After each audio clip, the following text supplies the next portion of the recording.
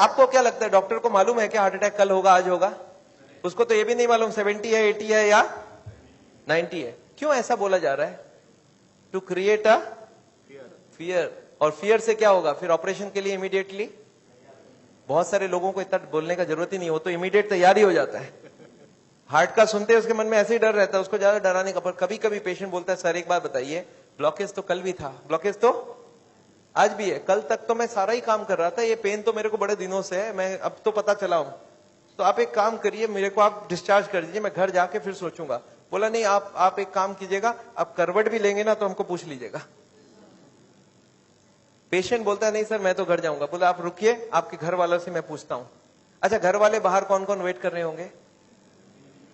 सारा खानदान वेट कर रहा होगा। वहां पे जाके क्या बोलना है कि patient is very critical, any moment he can die. आप बोलो मैं बचाने की कोशिश करूं और जाने दूं। अच्छा, आंसर क्या होगा? वाइफ क्या बोलेगी कि जिंदगी भर इन्होंने मेरे लिए किया, आज मेरे को चांस मिला, आज तो मैं ऑपरेशन। वाइफ बोलती है कोई चीज का भी कोई भी कंजूसी हमें नहीं करना है, इनको तो बचाना। अच्छा, बेटा मानेगा कि नहीं? एक बेटा बड़ा समझदार होता है, बोलता है डॉक्टर को, डॉक्टर साहब एक बार बताइए, मैंने सुना है कोलेस्ट्रॉल की वजह से ब्लॉकेज होता है, इनका कोलेस्ट्रॉल हाई है, तो क्या करूं कि कोलेस्ट्रॉल कम हो जाए?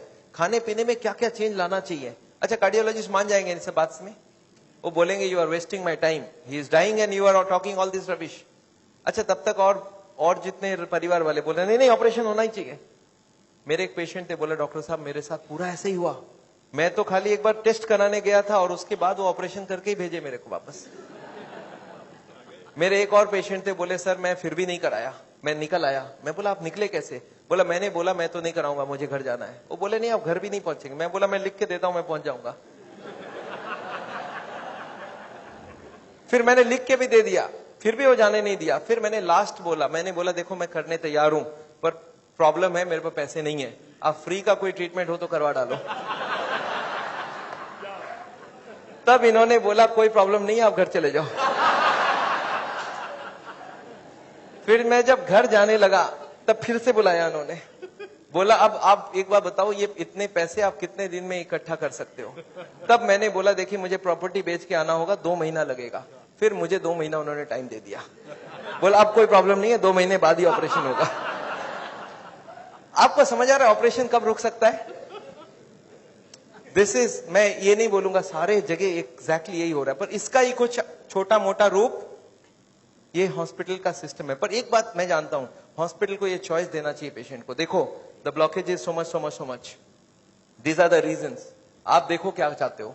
आप अगर अपने आप को बदलोगे तो ऑपरेशन रुक सकती है, आप नहीं बदलना चाहते हो तो मैं ऑपरेशन कर दूं, उसके बाद जाके बदलने का कोशिश करो। But the hospitals don't give chance, उनको मालूम है ये एक मौका है, ऑपरेशन कर लेते हैं, बट उसके बाद भी उनको यही करना पड़ेगा, लाइफस्टाइल चेंज तो पेशेंट को फिर भी करना पड़ेगा। मैं जानता हूं हार्ट के पेशेंट्स को मैं 3 चीज देखते दिखाऊं, एक तो दवाइयां हैं, एक बाईपास और एक एंजियोप्लास्टी। ये दवाइयां मैं आपको एक बार समझाना चाहता हूं दवाइयां क्या काम करती है, और another 10 minutes I will take.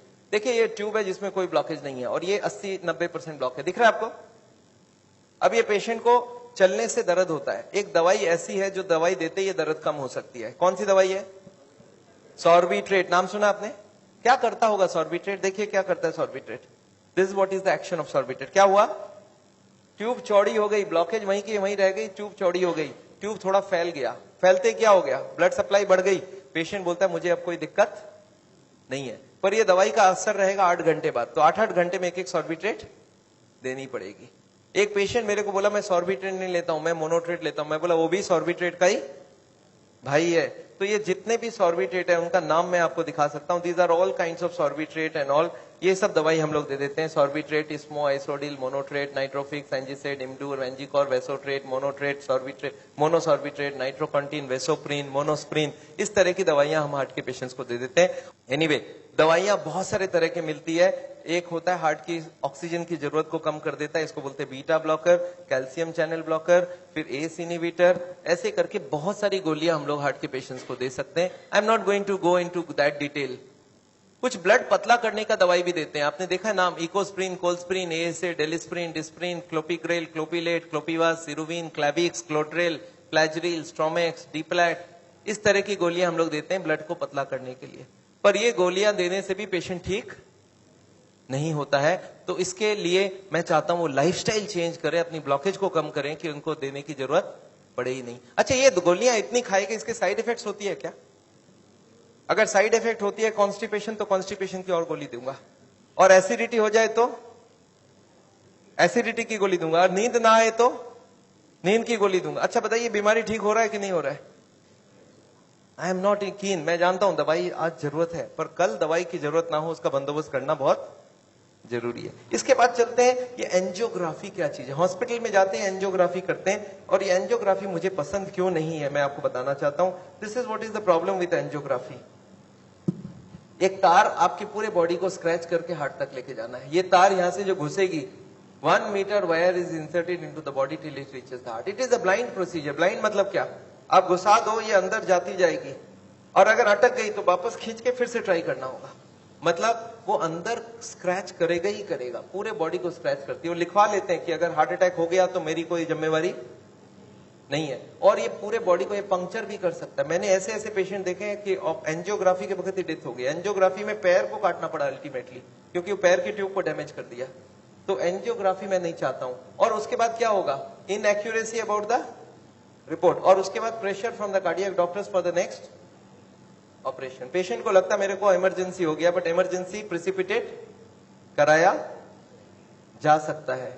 Anyway, ये एंजियोप्लास्टी जो है, ये दो ऑपरेशन, दो चीज वो लोग करते हैं, एक एंजियोप्लास्टी, एक बाईपास सर्जरी। मैं एंजियोप्लास्टी 2 मिनट आपको समझाना चाहता हूं। What is this angioplasty? एक स्टेंट लगाते हैं, सुना आपने नाम? एक रिंग लगा देते हैं हार्ट में। What is this? Let me explain what is this. पिछले 20 साल में ये जो एंजियोप्लास्टी है, ये बार बार फेल किया और बार बार इसको सक्सेस बताया गया है। पहले आई थी बैलूनिंग, बैलून एंजियोप्लास्टी। उसके बाद बहुत सारे तरह के एंजियोप्लास्टी आई, ऑर्डिनरी स्टेंट आई, फिर गोल्ड स्टेंट आई, फिर रोटा ब्लेडर आया, रेडियो एक्टिव स्टेंट आई, लेजर एंजियोप्लास्टी आई, आजकल चल रहा है ड्रग कोटेड स्टेंट। पर ये सारे के सारे फेल हुए हैं। क्यों फेल हुए, एक बार समझाना चाहता हूं। देखिए, ये बैलूनिंग क्या चीज है? याद है आपको? एंजियोग्राफी के वक्त तार अंदर घुसाई थी, वो कहां तक गई थी? हार्ट तक, यहां तक तार आई थी। इस तार के ऊपर ये बैलून होता है। इस तार को थोड़ा सा धक्का मारते हैं। कभी कभी कार्डियोलॉजिस्ट तार को अंदर रख के बाहर आ जाते हैं, आके बोलते हैं देखो तार अंदर है, बोलो तभी खोल दूं। आप बोलते हैं चलो खोल दो, कितने लगेंगे? 2 लाख लगेंगे। 2 लाख दे दिया। अब ये तार को ये लोग धक्का देते हैं थोड़ा और, तो तार की जो बैलून है ये बीचों बीच आ जाती है ब्लॉकेज में। अब इस बैलून में पानी डालना होता है। ये बैलून ऐसा होता है, इसमें पानी डालते ही बैलून फूल जाती है। अच्छा, पानी कैसे डालेंगे? आपने होली में बैलून फुलाया एक सिरिंज से? सिरिंज में पानी ले लो, सिरिंज को दबा दो तो बैलून के अंदर पानी घुस जाए। तो बाहर से सिरिंज से पानी डालेंगे तो बैलून क्या होगा? फूल जाएगी। फूलते ही ब्लॉकेज कहां गई? साइड में दब जाएगा। ऊपर कंप्रेस्ड हो जाएगी, नीचे कंप्रेस्ड हो जाएगी। अच्छा, ये बैलून को जब पानी निकाल लेंगे तो क्या होगा? बैलून को वहां पे 2-4 सेकंड से ज्यादा नहीं रख सकते, क्योंकि हार्ट अटैक हो जाएगी, 100 हो जाएगी ब्लॉकेज। तो बैलून में पानी डाला और सिरिंज से वापस पानी खींच लिया। जैसे ही पानी खींचा, बैलून वापस चिपक गई, तार को पकड़ के बाहर निकाल लिया। Angioplasty is over. आपको समझ आ रहा क्या करना पड़ा? ये तार यहां थी, इसी को थोड़ा आगे किया, बैलून डाल, पानी निकाल लिया और ब्लॉकेज वापस। अच्छा, ब्लॉकेज वापस आ जाएगी नहीं आ जाएगी इसके बाद? क्या लगता है आपको? This is elastic. इलास्टिक समझते हैं आप? ये लोहा या पत्थर नहीं, इलास्टिक है। और जैसे ही बैलून निकाल लिया, ब्लॉकेज वापस आने लग गई। थोड़े साल बाद यही कार्डियोलॉजिस्ट मान गए बैलूनिंग काम की नहीं है। पहले क्लेम किया था बैलूनिंग एक बार कराओगे जिंदगी भर चलेगी, फिर मान गए काम की नहीं है। फिर क्या हो गया? फिर वो बोले इसमें स्टेंट लगाना होगा। What is this stent? Look at this, this is the blockage. दिख रहा है आपको येलो कलर की? और इसके अंदर एक बैलून डाल दिया। आपको दिख रहा है ब्लैक कलर का बैलून? बैलून में पानी डाला तो ब्लॉकेज कहां चलेगी? साइड में आ गई। जब बैलून निकाल लेंगे तो ब्लॉकेज वापस आएगी। तो यहाँ पे एक स्प्रिंग लगा देते हैं। ये स्प्रिंग क्या काम करेगा? ब्लॉकेज को आने से रोक देगा। आपको समझ आ रहा है स्प्रिंग का मतलब क्या है? अगर स्प्रिंग डाला गया, इसका मतलब क्या है? कि ब्लॉकेज वापस आ रही थी। इसका मतलब पहले वाला जो क्लेम था वो गलत था कि बैलूनिंग करा लो, ठीक रहा। इसके बाद ये जो स्टेंट लगी, स्टेंट का एक मेजर प्रॉब्लम है कि इसके अंदर से ब्लड जाएगी, और फॉरेन बॉडी के अंदर ब्लॉकेज बहुत जल्दी होती है। ये देखा गया है स्टेंट में 6 महीना 1 साल में सारे ब्लॉक आ जाती वापस। और ये जब वापस आने लगी तब इन्होंने थोड़े दिन तक तो बोला नहीं आती है। थोड़े दिन बाद इन्होंने बोला कि नहीं, ये स्टेंट तो खराब होगी क्योंकि ये ऑर्डिनरी स्टेंट है, इसमें एक मेडिकेटेड स्टेंट देना होगा। वो दवाई में डाल के स्प्रिंग को निकाल लेंगे, अब बहुत बढ़िया हो जाएगा। तो ड्रग की कोटिंग चल जाए। आपने देखा है चांदी के गहने में सोने की कोटिंग चढ़ाते हैं, तो वो स्प्रिंग के ऊपर कोटिंग चढ़ा देते हैं और वो कोटिंग चढ़ा के लगा दिया, पर इसके बाद भी ये फॉरेन बॉडी ही रही, इसमें वही का वही रिजल्ट आया है। अभी लेटेस्ट है कि 66% people with in 1 year will come back with a reblockage. इसके बाद है बाईपास सर्जरी। एक बहुत बड़ी सर्जरी होती है। देखिए बाईपास सर्जरी मैं इसलिए नहीं चाहता हूं, एक बहुत बड़ा सर्जरी है। एक पूरे चेस्ट को काटो और इसको काट के, इसको चाकू से नहीं कटेगा, इसमें आड़ी से कटेगी। आड़ी समझते हैं आप?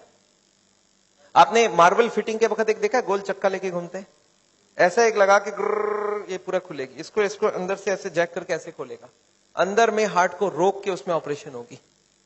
और हार्ट को रोकेंगे तो एक मशीन से पूरे बॉडी को ब्लड जाएगा, इसको बोलते हैं हार्ट लंग मशीन। उसमें कुछ ब्लड डाल के उससे चलाना होगा। And during this time the operation has to take place, but this operation is very complicated. Luck अच्छा हो तब ठीक है, नहीं तो कुछ ना कुछ कॉम्प्लिकेशंस रहती है, बहुत सारे लोगों की जान भी जाती है। पर ऑपरेशन के बाद क्या होगा ये देखिए, ऑपरेशन के बाद क्या होगा। ये ट्यूब जो ब्लॉकेज है वो यहीं रह गई, उसके जगह नई ट्यूब लग गई। तो ये ब्लॉकेज के जगह नई ट्यूब लग गई तो क्या हो गया, बाईपास हो गया। पर ये नई ट्यूब में फिर कभी ब्लॉकेज आएगा कि नहीं, आपको क्या लगता है? ये नई ट्यूब में फिर से ब्लॉकेज आती है। अच्छा अब तो 40 साल बाद ही आएगी ना, पिछले बार कितने साल लगी थी आपको याद है? देखिए एक वाई का जवाब सोच के देखिए, ओरिजिनल ट्यूब में कितने साल में ब्लॉकेज हुई थी? 20 से 40 साल। तो कितनी स्पीड रही? 2 से 4%, 6% पर ईयर। और एंजियोप्लास्टी के बाद अगर 2 साल में वापस रीब्लॉकेज होती है तो कितने साल हो गई? 40% पर ईयर। और बाईपास के बाद अगर 5 साल में रीब्लॉकेज आती है तो 20% पर ईयर। जो ट्यूब ओरिजिनली 2% की ब्लॉकेज कर रही थी वो अब ऑपरेशन के बाद उसकी स्पीड क्यों बढ़ गया?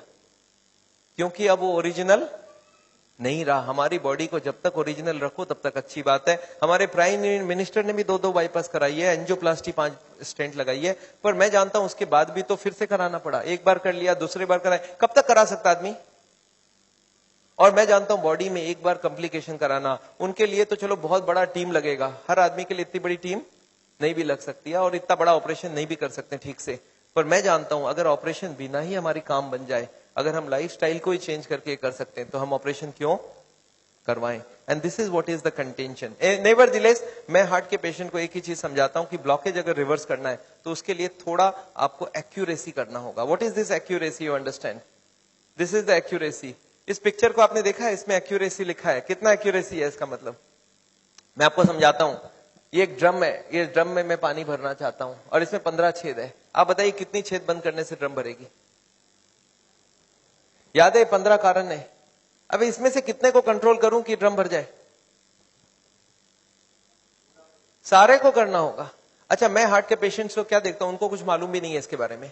वो क्या बोलते हैं, मेरा कोलेस्ट्रॉल कंट्रोल है, ट्राइग्लिसराइड ज्यादा है, शुगर कंट्रोल है, बीपी ज्यादा है। मैं बोला ऐसे नहीं चलेगा, सारे होल बंद चाहिए मुझे। बोलते मैं थोड़ा थोड़ा करूं तो कैसा चलेगा? मैं बोला थोड़ा थोड़ा से काम नहीं चलेगा। बोलते मेरा बीपी कम किया हूं पर पूरा कम नहीं कर रहा हूं, 120 नहीं ला रहा हूं, 140 ही रखा हूं। मैं बोला नहीं चलेगा, मुझे सारे फैक्टर्स एक साथ कंट्रोल चाहिए। हाँ इसके लिए शुगर, बीपी, कोलेस्ट्रॉल, ट्राइग्लिसराइड आपसे कम नहीं हो रहा, मैं दवाई देके कम कर देता हूं। पर स्मोकिंग आपको पूरा ही बंद करना होगा, खाने में तेल आपको बंद करना होगा, एक्सरसाइज आपको करना पड़ेगा, ओवरवेट कम करना होगा, खाना पीना में फाइबर ज्यादा डालना होगा। अच्छा ये सब संभव है क्या लोगों के लिए? यस, क्या प्रॉब्लम है? ये तो सिंपल सी बात है, इसको क्यों नहीं कर सकते? क्यों नहीं सिगरेट बंद कर सकते? क्यों नहीं मीट बंद कर सकते? क्यों नहीं तेल घी छोड़ के आप अलग तरीके से खाना बना सकते हैं? तो all these if you do there is no problem. Nevertheless मैं जानता हूं, एक और छोटा सा चीज आपको बताना चाहता हूं। अभी एक और नई जो टेक्नोलॉजी आ गई है, आदमी को मैं सोचता था बिना काटे कुछ हो सके। ये हमारी कुकिंग की क्लास है, this is the cooking class. मैं हार्ट के पेशेंट्स को ट्रेनिंग देता हूं। This is my dietitian teaching cooking, zero oil cooking to the patients wives. मैं हार्ट के पेशेंट्स को योगा सिखाता हूं। मैं बोलता हूं कैसे भी करो, योगा करो, आप योगा करने की बहुत जरूरी है। उसके साथ उनको क्या करना चाहिए, क्या नहीं करना चाहिए, कितनी सामान उठानी चाहिए, गाड़ी चलानी चाहिए, स्कूटर चलाना चाहिए, ऑफिस जाओ तो क्या प्रिकॉशन लो, दादर चढ़ो तो क्या प्रिकॉशन लो, आगे कौन सी योगा करो, कब तक करो, कौन सी मेडिसिन लो, कब तक लो। एंड फॉर दिस हाँ मैं एक मैगजीन भी निकालता हूं, इसका नाम है साउल टाइम्स। ये मैगजीन मैं हर महीने निकालता हूं, दिल्ली से निकलती है, हिंदी और इंग्लिश में। अच्छा आपको एक फॉर्म दिया गया है क्या? ऐसा देखिए तो, have you got a form like this? ये फॉर्म में अगर आप अपनी नाम एड्रेस भर के देंगे तो आपको ये मैगजीन आगे आपको मिलता रहेगा हर महीने। हिंदी में इंग्लिश में दोनों में मैगजीन है। और इसके साथ एक छोटा सा और क्वेश्चन ये रखा है कि यहाँ पे अगर हम लोग ऐसा कोई कैंप करवाएं So how many people will be interested to join such a camp? एक दिन का या 2 दिन का ऐसा एक कैंप अगर हम करवाएं तो कोई इंटरेस्टेड हो तो प्लीज फिल इट अप. मेरे को लोग बोलते हैं डॉक्टर साहब इतनी सारी बातें अगर कैसे याद रखूंगा. मैंने बहुत मोटी मोटी किताब लिखी है. आदमी बोलता है सर छोटा सा कुछ दीजिए ना कॉपी. तो मैंने एक ऐसी किताब बनाई है जिसका नाम है पॉकेट गाइड. एक 30 रुपीज की किताब है. कोई 2 घंटा बैठ के पढ़ ले तो जितनी बातें मैंने बताई है सब इसमें लिख के रखा है. So this book I have brought over here. मेरे ख्याल से बाकी बुक्स तो मैं नहीं ला सकता हूं क्योंकि hundreds of books are there. तो मैं ये बुक लाया हूं. कोई को लगता है कि मैं पढ़ना चाहता हूं और कोई को पढ़ाना चाहता हूं. हार्ट के पेशेंट को जरूर पढ़ाइए. 30 रुपीज की गिफ्ट होती है. You can give it to anybody and they will learn things from the book. तो ये बहुत जरूरी है. मैं जानता हूं, मैं ये मैगजीन पिछले 10 साल से रन करता हूं and it is gone all over the world.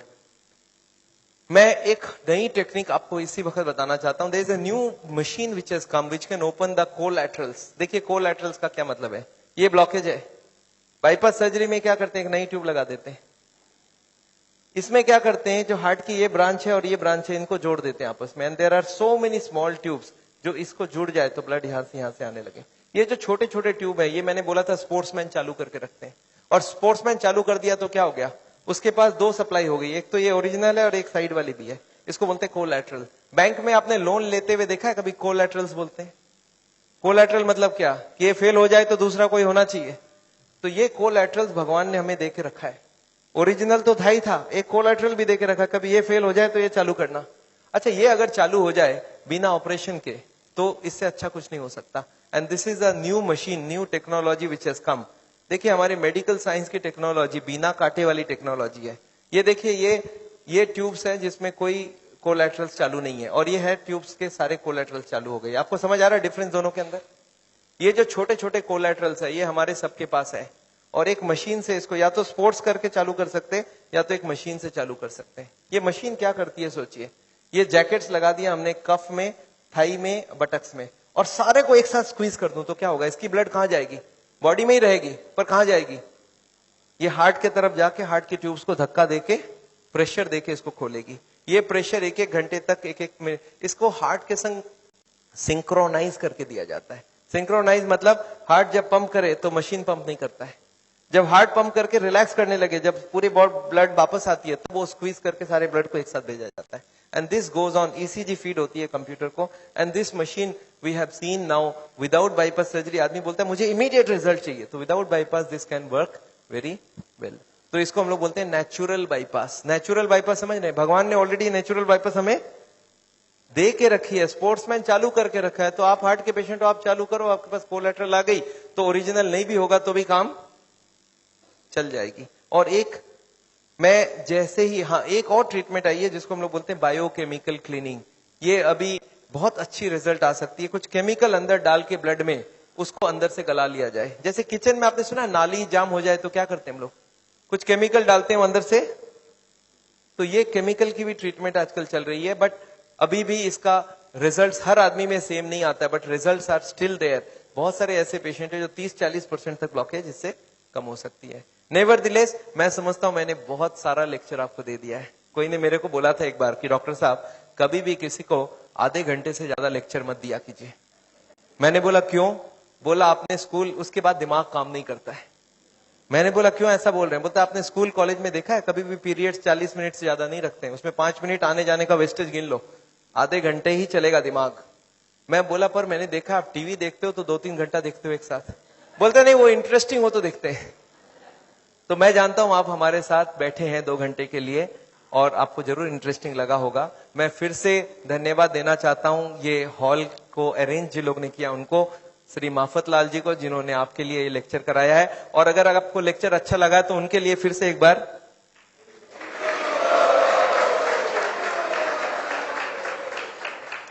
I just wanted to formally thank Dr. Chajjar for a wonderful, not only a wonderful talk, but highly personal and very interactive, and particularly the stamina and energy that is shown at the end of the day.